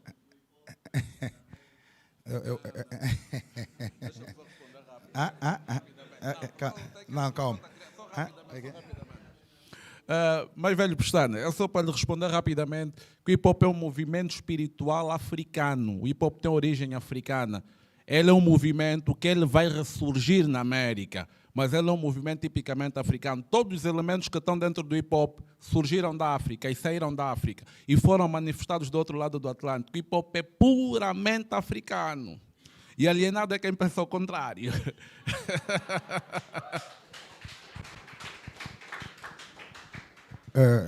Eu dizia, relativamente à ideia passada aqui por um irmão que disse que era jornalista, que ele está tão admirado que desde manhã a perspectiva das intervenções aqui e as declarações só são muito viradas para o negativismo. Desde já respeito o teu ponto de vista, mas quero lhe dizer, mano, não vejo nada positivo em Angola desde 1975 até hoje. Então não sei o que é que a gente vai transportar para aqui. Se a gente não olhar com olhos de ver e observar a sociedade angolana na base do realismo, vai ser impossível ir buscar soluções. Nós nunca estamos a fechar uma porta para diálogo. Quem fecha a porta para diálogos é quem tem o poder em Angola, porque tem um poder centralizado. Tem a mania de grandeza de ter o síndrome de Deus. Eles se classificam de deuses, porque eles têm o poder de deixar quem vai viver e quem vai morrer. Porque o poder é centralizado, não existe um contrato social. Em Angola não existe, o MPLA está no poder e ponto final. Nós temos uma das maiores taxas de mortalidade infantil do mundo. Temos que vir suavizar e entregar rosas. Isso é grave. Nós temos jornalistas que são assassinados, imprensa pública e privada que é silenciada e cafricada. Temos que vir falar de rosas aqui. Isso é grave. Temos uma malha rodoviária que se investiu 32 bilhões de dólares, mano, que está hoje parecida a um queijo suíço. Temos que vir falar de rosas. Isso é grave. Então, eu pergunto qual é o papel do jornalista. Se o teu juramento é informar com verdade e isenção, será que é jornalista de facto? Ou está só num órgão também para ganhar salário, mano? Então, isso é grave, mano. É extremamente grave. Temos que olhar Angola com os olhos de ver. Quanto à questão da grande revolução cultural, e eu sou daqueles que têm um discurso às vezes um bocado mais moderado nessa perspectiva cultural, não vai existir em Angola uma cultura puritana, isso é mentira. E eu concordo que ser utópico nessa perspectiva. Quanto a dizer cultura puritana em Angola, claro que não, porque nós somos uma nação resultado de várias nações culturais. Agora, é preciso se discutir as culturas de Angola, que é para a gente criar, com a fusão do modernismo que a gente recebeu, uma identidade nacional, que é para a gente ter o sentimento de pertença com a terra. Nós temos que valorizar o país. O país é a construção por via do trabalho. Mas temos que ter amor pela pátria, é o que não temos. Nos tornarmos dirigentes hoje, de manhã, já está a fazer festa, porque sabe que vai saquear, vai comprar casas em Cascais. Tá bom, até poderias, mas poderias investir aqui. Quando não existe sentimento de pertença, tu não valorizas, não existe empatia. Tu olhas quem está no poder, nem ama o povo, mano. Só nos surgem de cada 5 anos. E com imposições. A publicação das listas dos eleitores não vai acontecer, mano. Quando existir o contencioso eleitoral, a Laurinda vai falar e defender a perspectiva do partido. O Manico não tem idoneidade, nem ética, nem moral para ser presidente do CNE. E vamos engolir isso. Porque a estrutura é uma estrutura de podridão que não te permite o espaço do diálogo, mano. E quando as pessoas olham que a gente está a bater com a realidade real, é radical, é revolucionário, está frustrado, mano. É só o artigo 40, 41 e 47 da Constituição. Será que esses senhores também não gostam de ler? Então como é que o indivíduo analfabeto de 4ª classe sabe que é o 40, 41 e 47 e você que diz que estudou não consegue ver isso? Porque não existe o debate permanente. É preciso que a gente abra espaços para o diálogo. É preciso que a gente se revê na angolanidade, mas nessa angolanidade de profundidade e automaticamente ligada com o modernismo. Temos que admitir, não vamos atingir o puritano, porque se nós olharmos de facto, Rainha Ginga Mbande também não era angolana, porque estava num dongo. Foi depois da Conferência de Berlim que aquele espaço passou a se chamar Angola. Então a gente pode reconstruir, de facto. Em relação à questão do medo, passar fome e sentir fome são duas coisas extremamente diferentes. Todos sentimos, mas passar fome é um resultado de uma política de má distribuição de renda. Sentir é natural, mas passar é a política do Estado. o medo, o blackout que a gente defende. Eu tive essa experimentação, eu acho que em 2019, numa manifestação. Ninguém vai às ruas, ninguém vai trabalhar. E o governo mexeu-se. E foi naquele período que a JMP lá tinha um congresso e o presidente mandou muitas farpas. São jovens que foram instrumentalizados, eles pagaram 100 euros e naqueles avarentos, porque os avarentos daqui não têm, os avarentos estão noutra estrutura, que é a estrutura do poder. Entende? Às vezes é preciso criar estratégias. Já que as pessoas têm medo, por que é que não ficamos em casa? Se têm medo de ir na rua, vão a patir e pureta, vamos ficar em casa. É uma estratégia. Não estou a dizer que seja mais favorável, mas é uma estratégia. Já que existe medo, porque o sentimento de liberdade, de raiva do povo, vai se agudizando. Hoje, a estrutura do poder não luta contra a UNITA, não. Não luta contra a oposição, não. Luta contra um povo agastado, o povo está farto. A gente senta nos bairros, nós ouvimos as conversas. A minha mãe se limitava a vender cabuenha e cebola na porta. Está a falar de política, mano. É grave. A minha mãe não falava isso há 10 anos atrás. A minha mãe ainda acha que tem futuro para ela. Mãe, você está na casa dos 67. Quer me falar de futuro? Epa, isso não está bem, não sei como é que vai ser amanhã. Mãe, isso nunca teve bem. Enquanto você vendia, fazia, como você dizia, faço de comba, filho. Está a vender muito peixe seco aqui na porta, está a vir comprar. Já ninguém está aí comprar. Então despertou nela um sentimento de política. A minha cota. E quando eu estou a dizer a minha cota de quantas pessoas que estão aqui? Nós hoje estamos aqui na Universidade Católica, que nos deu o espaço de abertura, eu principalmente para fazer o experimento, ou a experimentação das minhas teses, que são loucas ou não, mas são minhas. E são legítimas, porque a lei me confere esse direito, liberdade de pensamento. Mas automaticamente é importante levar em consideração, não é fácil ter o Cota Jaca aqui, não é da minha geração. O Cota Nelson, o Pestana, Cota Carlos Rosado, o velho Reginaldo, o Calundungo, porque a gente sonhou um dia se cruzar nas favelas da vida, e hoje estamos aqui. Quais favelas da vida? De um país que não realiza, ninguém deu certo, mano. Tu pode ter um bolo e um cacau dentro da geleira, mas também não deu certo. Então, há um país que precisa ser experimentado, que a gente tem que pegar os nossos medos e transformá-los em coragem, porque o governo está a abrir o espaço para um dia haver uma grande explosão, e essa explosão vai nascer naturalmente. Porque eu hoje sinto-me lisonjeado de saber que eu venho tecer os meus ideais dentro de uma academia por uma questão muito simples. Porque na oposição, hoje tem um líder de oposição com vocação ao poder. Porque na oposição tinha pessoas que só queriam ser oposição para ganhar dinheiro. Então a oposição só tem força quando somos uma Frente Patriótica Unida. Esse espaço de abertura. A Frente Patriótica Unida não é um partido, mas é a academia que vem dizer, eu acho que eles não vão se legalizar. A Frente Patriótica Unida significa eu tenho fome, quero mudar. Não estou, quero mudar. Irmã está na prostituição, quero mudar. É a vontade dos oprimidos. Querem se libertar dos grilhões dos 47 anos de uma independência utópica que nunca deu certo. Vamos olhar, temos independência, evidentemente que temos, mas que independência que faz com que o chinês rouba ouro no Nampongongo. E o serviço de inteligência só está a vigiar o Luato, foi trancar a casa dele com um cadeado. Epa, quem é perigoso? Temos paz, o que é que a gente tem? A independência dos Estados Unidos da América foi proclamada no dia 4 de julho de 1774. O que é independência? A independência é todos os dias, não é só no dia 11 de novembro de 75.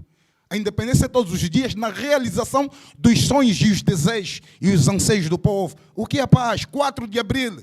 Que tipo de paz é essa que me faz ficar desempregado? Que tipo de paz é essa que você me criou o Zango Zero agora, mas o próprio Zango Zero, quando chove, fica com uma água que bate quase 1 metro, os carros ficam a boiar. Aquilo é construção moderna. A do colono está a resistir, como é que o Zango Zero está a ruir? O que é paz, de fato? Eu acho e penso, para as academias, é um grande desafio se perguntarem o que é que significa paz do ponto de vista sociológico, do ponto de vista político.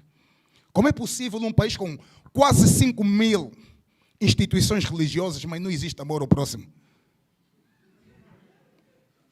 Pastor era fininho, ficou barrigudo, fio de ouro. A mulher já vende até cabelo brasileiro. Eu não estou a entender como é que aquilo nasceu. Mas nasce com base ao interesse da estrutura do poder. Porque aqueles são pequenos capes não da espiritualidade, mas da santificação satânica. Epá, quando chegar as eleições, temos que apertar no pescoço dos pastores. As ovelhas têm que votar no partido que está no poder. Não é possível. Onde é que estão os sociólogos? Que é para a gente desconstruir. Porque não é possível sem educação. Educação libertária na visão de Paulo Freire é possível. Mas essa educação na perspectiva do MPLA que acha que fazer uma estrutura faraônica, ter um grande hospital como se fosse um elefante branco, e o médico ganha 270 mil kwanzas, não tem seringa, não tem luva, não é possível. A discussão da nação na visão dos intelectuais, da sociedade civil, por via do Congresso da Nação, e o presidente diz que não lhe interessava, não é possível, ele é o mandatário, é o número 1. Não está na cadeira, porque você está a fazer favor de quem? Não ganha salário, esse fato compra de borla cai do céu. Não, temos que questionar. Essa é a questão dos médios. Mas os médios um dia, eles fumam-se, porque a montanha da liberdade está ao alcance de cada um de nós. E eu sei que já não está muito longe, o povo está agastado. O povo está agastado. Há muita fome nos bairros. Muita fome nos bairros. Vou terminar com uma história pessoal em 1 minuto. Fui para a minha zona no Ogenda. Encontrei um amigo meu. Eu não sei se ele... Eu passei só que ele subiu. Eu dei a dica, che, se está a passar já não cumprimenta. Eu vi como é. Mas suíta dá essa dica, che. Tipo, vou lhe entrar, mas epa, a espiritualidade não me permitiu. Não, vou lhe olhar e quer. Se, mano, como eu até passei, você sabe que eu passo aqui, eu sempre cumprimento. Você está a se fazer de muito, de ui, também, você também não é nada. Oh, você está fixe. Só viu, mas já subiu. Eu vi essa subir, era meu quando era puto. Olhei assim, meu bradaclismo. O osso aqui já, do coisa já subiu, ombreira, peito, tá, já saiu ossos. O lábio mudou de cor.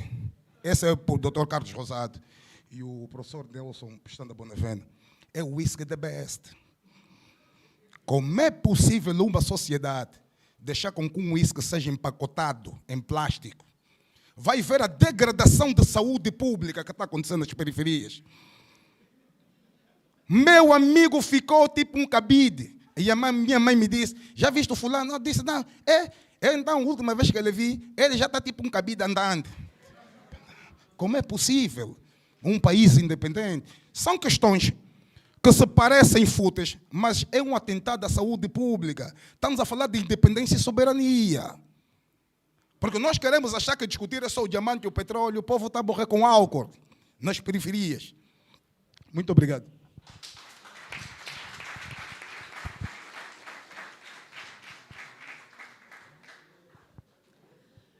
Quero agradecer a presença de todos, sobretudo dos senhores palestrantes que estão aqui na mesa. Nós poderíamos chegar aqui o resto da tarde, o resto da noite, mais uns quantos dias, que o assunto obviamente não se esgota. Mas, infelizmente, temos que ir. Como tudo tem um início, também tem um fim. Agradeço desde já a organização, pela organização do evento, à Universidade Católica por ter aberto as suas portas, que como instituição de ensino se mostra aberta ao diálogo e a receber todo o tipo de conhecimento e não se limita àquilo que é o conhecimento científico. Quero chamar aqui não digo chamar a atenção, mas dar aqui um ligeiro contributo ao professor Jamabe Kutali pela apresentação do seu projeto, que parece muito interessante, mas como vai muito lá para trás, que no fundo é um pouco uma continuação daquilo que tem sido a sua pesquisa, aquilo que são os seus livros, mas olhe também um pouco para aquilo que tem sido a contemporaneidade, ou seja, o pós tudo isso. Estão a acontecer muitas coisas muito interessantes, há conceitos que devem ser desmistificados, angolanidade é um deles, cultura, identidade, e dando voz àquilo que são muitos dos palestrantes aqui presentes, professores, jornalistas, todas as áreas de conhecimento que muito reclamam da nossa falta de leitura, sobretudo dos jovens. Acho que temos que ler todos muito, estamos a precisar de muita leitura, seja ela de que tipo for. Quanto mais não seja dos escritos do senhor jornalista Reginaldo Silva, que aqui está presente. Portanto, temos que ler, temos que desmistificar, temos que nos atualizar, temos que nos informar. E estamos no sítio certo para isso. O diálogo é sempre bem-vindo. O debate de ideias é sempre muito bem-vindo, sejam eles quais forem as posições. estaremos sempre aqui abertos para isso, para produzirmos conhecimento e mais conhecimento, seja ele de que origem for. Muito obrigado pela presença.